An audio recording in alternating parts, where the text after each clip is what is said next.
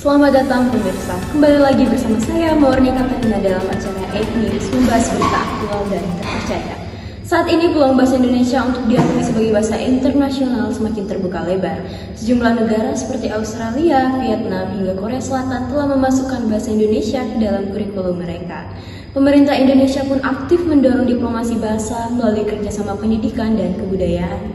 Dengan lebih dari 270 juta penutur asli, bahasa Indonesia berpotensi menjadi bahasa komunikasi global, terutama di kawasan Asia Tenggara. Namun tantangan masih ada, perlu konsistensi dalam promosi, peningkatan kualitas pengajaran, serta dukungan masyarakat agar bahasa Indonesia benar-benar bisa mendunia. Bagaimana respons masyarakat? Kita sudah bersama di sini. Halo. Baik pemirsa, hari ini kita sudah berada di lokasi dan saya juga sudah bersama responden kita hari ini. Halo Pak, permisi, dengan Bapak siapa? Perkenalkan, kita nama Richard. asal dari Manado. Richard, Pak Richard dari Manado. Pemirsa, hari ini saya juga akan menanyakan beberapa pertanyaan kepada Pak Richard. Pak Richard, apakah sehari-harinya menggunakan bahasa Indonesia, Pak? Tidak, karena saya menggunakan bahasa Manado. Kalau boleh tahu, kenapa Bapak tidak menggunakan bahasa Indonesia sebagai bahasa pengantar Bapak sehari-hari? Menurut kita, bahasa Indonesia itu sangat kaku dibandingkan dengan bahasa Manado sangat gampang. Jadi bahasa Indonesia itu menurut Bapak sangat kaku untuk digunakan sehari-hari? Iya, sangat kaku sekali. Baik, mungkin itu dari Pak Richard. Terima kasih Pak. Terima kasih. Saya izin pamit. Siap, terima kasih. Selanjutnya kita ada responden kedua. Permisi Pak, dengan Pak siapa? Even. Pak siapa? Akbar. Pak Akbar. Oh, Pak Akbar, apakah bisa berbahasa Indonesia Pak? When I kelas 5 ya.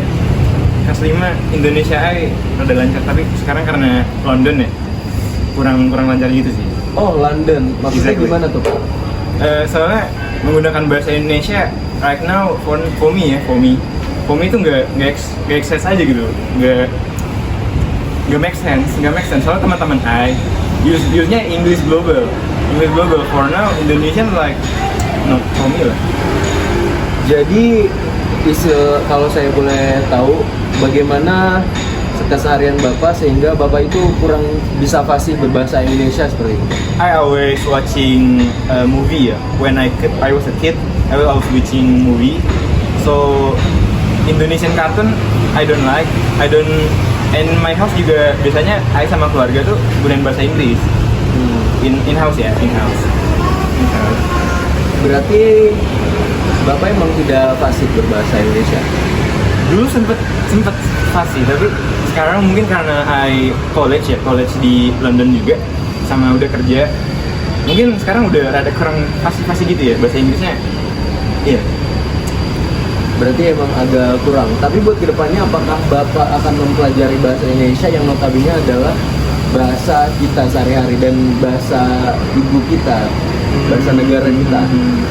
For now I will use English aja, soalnya belum ada niatan buat nikah. Mungkin kalau misalkan I nikah nanti sama orang Indonesia, mungkin I bakal belajar bahasa Indonesia lagi ya, kayak gitu. Oke, baik. Terima kasih jawabannya Pak Akbar. Mungkin kita langsung balik lagi ke studio. Saya pamit undur diri. Terima kasih. Baik pemirsa, pada sore hari ini kita akan mewawancara bersama dosen Fakultas Ilmu Budaya Universitas Diponegoro. Izin Pak, dengan siapa saya berbicara? Saya Eko Rahmanto dari program studi antropologi. Nah, menurut Bapak, apa saja faktor yang mendukung bahasa Indonesia berpeluang menjadi bahasa internasional? Yang pertama, bahasa Indonesia itu kan masih bahasa yang baru ya, yang baru dibuat ataupun dibentuk itu ketika zaman Indonesia merdeka, seperti itu. Nah, jadi bisa dikatakan bahasa Indonesia itu kosakatanya masih relatif sedikit dibandingkan dengan bahasa-bahasa lain yang memang sudah mengakar erat dari dahulu, begitu. Nah, jadi yang pertama kali adalah ini, perbanyak dulu kosakatanya, boleh menyerap dari bahasa daerah, karena kita punya lebih dari 700 bahasa daerah yang ada di Indonesia, seperti itu. Nah, pertama menyerap dari bahasa daerah, jadi semua kata-kata yang ada di bahasa lain itu sebisa mungkin ada dalam bahasa Indonesia. Nah, setelah bahasa Indonesia itu kaya akan kata-kata, selanjutnya adalah ini apa namanya penuturnya. Nah, penuturnya kalau bahasa Indonesia itu ini apa namanya, karena kita adalah salah satu negara dengan jumlah penduduk terbanyak di dunia, otomatis kita sudah memiliki privilege ya. Penutur terbanyak di Asia Tenggara seperti itu. Nah, dari situ setidaknya bahasa Indonesia itu bisa dimanfaatkan dengan cara apa? Dengan cara ini apa namanya? Dengan cara penuturnya yang lebih banyak. Terus setelah itu adalah pembelajaran bahasa Indonesia dibuat lebih menyenangkan. Sehingga kalau seandainya tidak menyenangkan, gitu, itu enak, ya apa namanya? Orang-orang itu bilang, oh bahasa Indonesia itu asik, ya. Oh bahasa Indonesia itu ternyata mudah dimengerti. Oh ternyata bahasa Indonesia itu kata-katanya itu gampang diingat. Nah, apakah dengan faktor kemudahan itu bisa menjadi bahasa Indonesia mendominasi menjadi bahasa internasional? Menarik nih. Jadi bahasa Indonesia menjadi bahasa internasional itu sangat mungkin, karena bahasa Indonesia adalah rumpun untuk bahasa Melayu.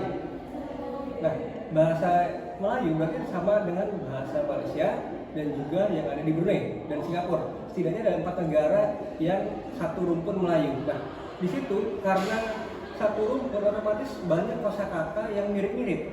Nah, ketika kosakatanya mirip-mirip, otomatis kalau seandainya bahasa Indonesia diajukan menjadi bahasa internasional, itu mereka mempelajarinya lebih mudah dibandingkan dengan mereka harus mempelajari bahasa yang baru.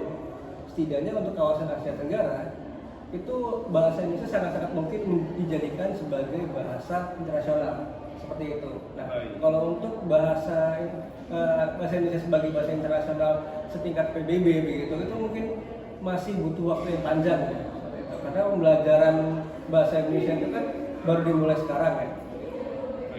Nah, selanjutnya bagaimana cara kita membuat bahasa Indonesia menjadi bahasa yang keren dan unik untuk kita pelajari, bukan hanya kita pelajari di buku, tetapi lewat film, game, atau media. Jadi karena kita punya badan bahasa ya, di pemerintahan.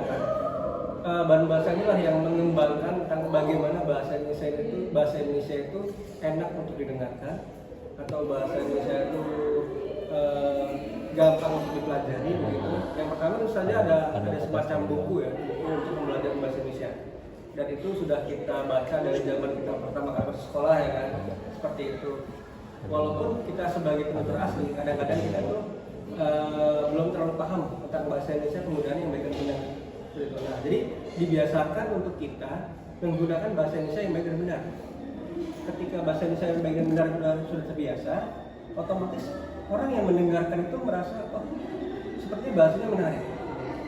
Karena kita bangga akan penggunaan bahasa kita, otomatis ini orang-orang akan tertarik dan akhirnya mereka mulai belajar. Terus perbanyak film, di sosial media menggunakan bahasa Indonesia begitu kan.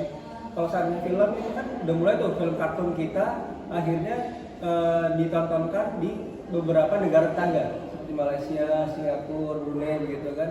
Nah, itu sebagai bentuk pengenalan bahasa Indonesia juga. Dan bahkan ada beberapa film-film yang notabene-nya itu dijadikan sebagai film-film festival atau perlombaan ataupun film menjadi film internasional yang ketika di luar negeri tetap menggunakan bahasa Indonesia. Gitu. Nah, ketika mereka menggunakan bahasa Indonesia dan membaca subtitlenya, setidaknya sedikit banyak mereka tahu kosakata dari bahasa Indonesia. Gitu. Jadi tidak hanya melulu soal pembelajaran di akademis, tapi juga bisa lewat seni, karya seni, bisa juga lewat pertukaran pelajar, bisa juga lewat berbagai macam hal seperti itu. Berarti banyak ya Pak? Banyak. Berarti kesimpulannya bahasa Indonesia sangat berpotensi menjadi bahasa internasional dengan berbagai cara dan faktor-faktor pendukung lainnya. Betul. Dan juga terima kasih Pak atas responnya pada sore hari ini. Saya Ridwan Andriansyah Alfarizi, mahasiswa Fakultas Hukum Universitas Diponegoro, melaporkan.